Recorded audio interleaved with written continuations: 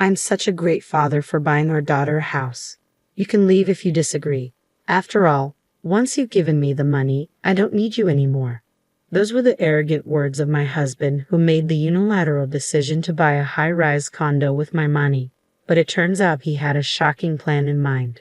As soon as I heard it, I retaliated without a second thought. I went to my room and brought out our divorce papers. "All right, here are the divorce papers." The look on my husband's face was priceless when he saw the divorce papers. I suppose he never imagined I'd have them ready to go. But the real counterattack was just beginning. I couldn't help but smirk. "My name is Lily Johnson. I'm a 50-year-old office worker who has loved the Japanese language since my student days. I can carry on a casual conversation in Japanese without any issues. When I was 23, I married for the first time. Unfortunately, my husband left this world just 6 months after our wedding. The cause was a traffic accident. He was hit by a drunk driver. Back then, I couldn't accept the harsh reality and lived my days with a gloomy face. I received $500,000 in life insurance money after my husband's death, but no amount of money could bring him back. During the darkest times of my life, I was comforted by a man named Ethan Johnson. He was a coworker at my company who would listen to my story for hours on end. Over time, I found myself falling for him, and we married when I was 25. I never forgot about my first husband. I still vividly remember the times we shared, and I decided to keep the life insurance money untouched for emergencies. A year after marrying Ethan, we had a daughter, Mia. Maya is now an illustrator living on her own. With her grown up, one might think I'd have a peaceful life with my husband, but that's not the case.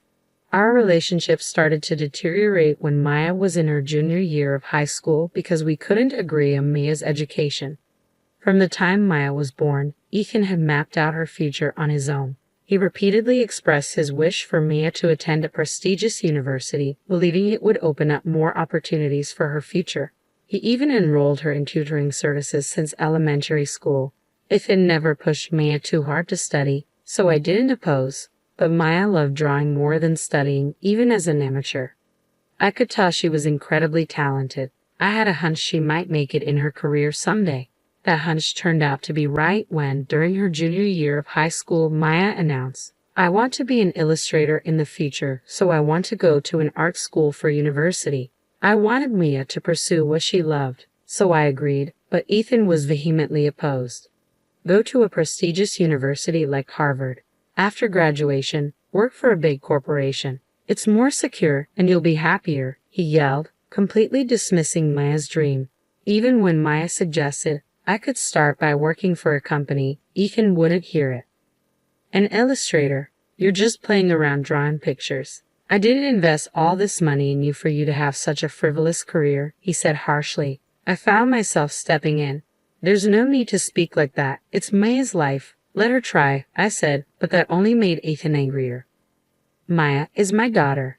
It's a child's job to fulfill their parents' dreams, and if she lives as I say, she's guaranteed to be happy." He spouted such nonsense. There's no guarantee that attending a renowned university or landing a job at a big corporation equals a happy life. It was shocking to realize Ethan held such a distorted belief. I had hoped he would eventually come to understand and support Mia's decision, but that was wishful thinking. Despite our attempts to persuade him, our efforts were in vain. A deep rift formed between us. While I took on all the financial responsibility for Mia's education and living expenses, he seemed dissatisfied. I remember his constant complaining and snide remarks. Despite all this, Maya was admitted to her first choice art university and worked hard on her studies. She landed a job as an illustrator at a certain company and started living on her own. Though there are tough times like working through the night and on holidays, she's doing well. However, my husband still refuses to accept Mia's job. He constantly complains, saying we wasted money on tutoring services and that it's embarrassing to have such a failure as a daughter. I thought his views would change once he saw Mia standing on her own, but there's not even a trace of that. He's also been harsh towards me for siding with Mia. He yells about the food tasting bad or the cleaning not being done almost every day despite not being able to do any housework himself and leaving it all to me. At this point, I realized that this was his true nature. He seems to be the type of person who can't stand when things don't go his way. He was kind when Maya was obedient, but changed dramatically when she expressed her desire to become an illustrator. It's probably due to his personality. Being at home was painful for me, and the company became my place of comfort. We work at the same company but in different departments, so we can avoid each other. This made it easier to endure the growing tension at home. I received a certain offer, and hearing it, I made a big decision. One day, my husband suddenly said something unexpected. I've decided to buy Mia a brand new high-rise condominium. Maya is still my precious daughter, after all. I want her to live somewhere nice. I've already started the paperwork with a real estate agent. Despite his contempt for Mia, this sudden turn of events aroused suspicion. Moreover, I wondered if he had the money to buy a new high-rise condominium. Seeing my reaction, he smirked. Don't worry, you're the one paying for the high-rise condominium. What? Hold on a second. You can't just decide something like that without discussing it, I retorted. Ethan just scoffed. I know you've got $500,000 from your previous husband's life insurance, right? You can buy it with that. With your money, I'm going to live in the high-rise condominium with Mia. I had to put up with her, so I'm planning to make full use of her. You and Maya are ultimately my property, so just obey me. A surge of anger rose within me. He had decided to buy the high-rise condominium despite Maya and me. I couldn't comprehend his way of thinking. Incredibly, he carelessly revealed his scheme and intentions. Besides, there was no way I was going to let my important life insurance money be used for such a thing. I am truly a good father, buying a house for my daughter. If you oppose, it's divorce. Just give me the money, and I'm done with you. The moment I heard that, I struck back without mercy. I went to my room and brought out the divorce papers. Fine, here are the divorce papers. When I showed him the divorce papers, he was stunned. He must not have expected me to have them, but the real retaliation was just beginning. I smirked, facing my bewildered husband, and explained what I had been considering for some time now. I can't trust a man who discriminates against his own daughter like that. I'm tired of living a life where I'm constantly criticized by you. I decided a while ago to divorce you. I was just waiting for the right time to bring it up. And then you said you wanted a divorce. It worked out just fine. He must have intended the divorce talk to be a threat. Completely flustered, he stammered, you see. Ignoring him, I filled in the divorce papers. Come on, you write it down too. You want to be free from me too, don't you? When I urged him, he reacted in rage. What do you mean, divorce? It was just a joke. What are you thinking, bringing out divorce papers? Hearing that, my anger reached its peak. I don't understand you either. I don't understand why you would buy a high-rise condominium just to spite your family. If you say we can't divorce, I'm willing to consult a lawyer. Begrudgingly, he filled in the divorce papers, but he was furious, saying, Remember this? It seemed like he would retaliate in some form if I stayed in the house. I immediately left the house and submitted the divorce papers to the office. When I reported everything to Mia by phone, she was as angry as I was at my husband's outrageous behavior. That's terrible. You're right to divorce him. You can stay in my condo for a while, she said. I decided to take her up on her offer. That night, Maya and I discussed and planned our retaliation against my husband. About a week later, on a day off, Maya and I visited the house where my husband, or rather ex-husband, lived. Even though I had been living there just a week ago, it felt like someone else's house. When we rang the doorbell, he came out immediately. What do you two want?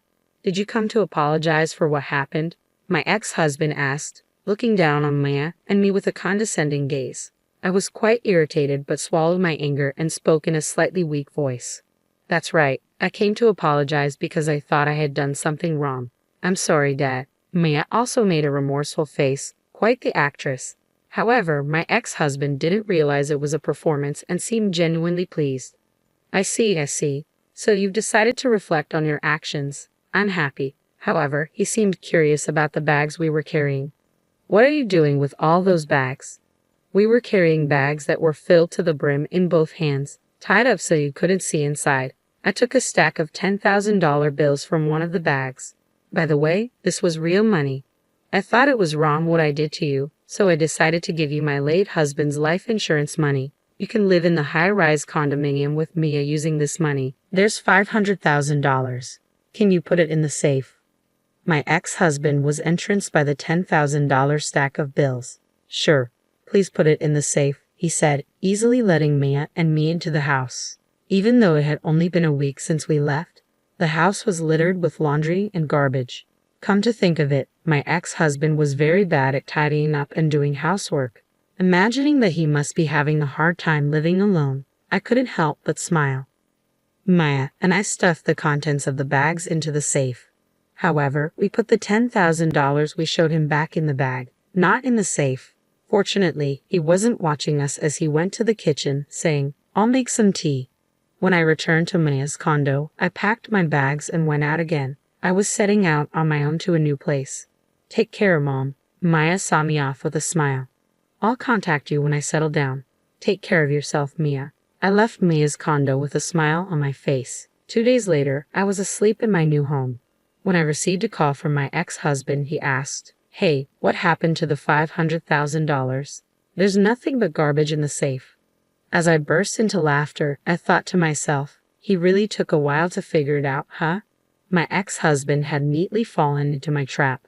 The majority of what was in those bags was simply scrap paper. I had rolled up unwanted newspapers and filled the bags. I told him that each bag contained $500,000, but that was a lie to gain his trust. I did prepare $10,000 in real cash from the bank. That money was immediately returned to my account, so I had nothing in hand. If he had asked to see the content of the bags, I was ready to show him, scoffing at the absurdity of the situation. But he was fooled by just the sight of the $10,000 and didn't suspect a thing until now. "You've treated Mia and me horribly. I think it's fair to return the favor. If you want to hold a grudge, hold it against your past self, not me," I said. Desperately, he responded.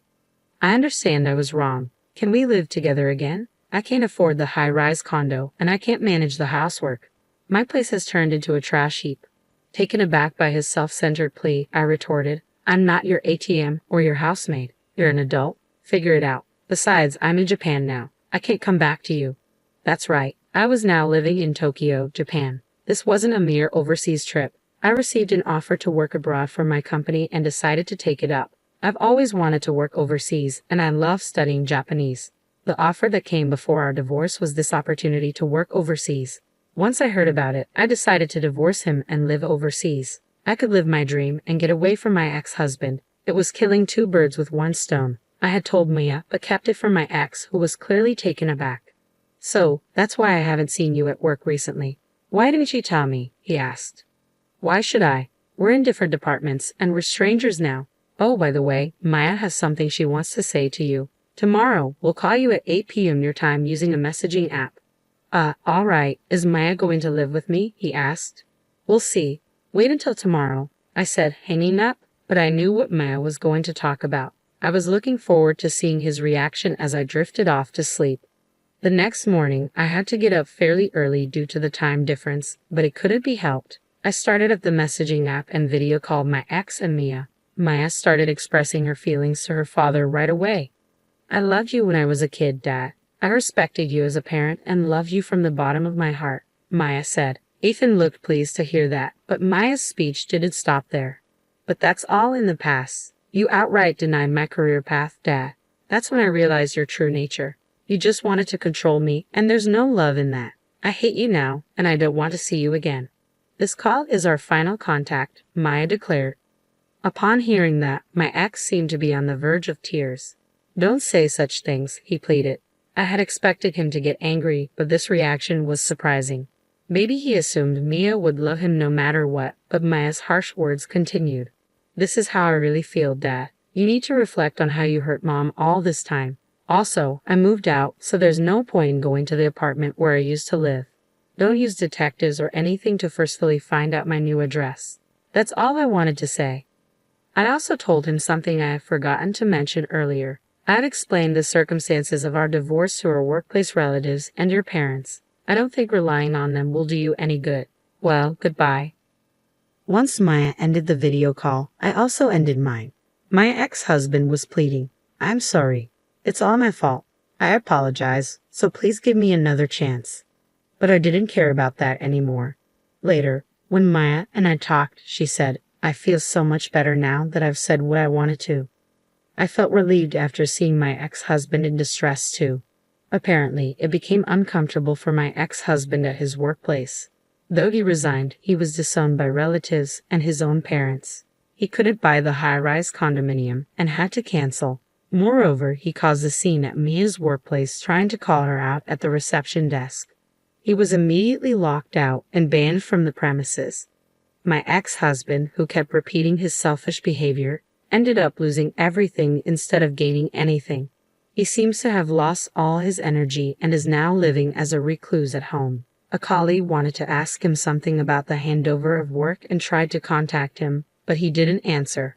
The colleague went to his house reluctantly, where he found my ex-husband looking lifeless with a thick beard. He looked like a ghost, and a bad smell was coming from the room.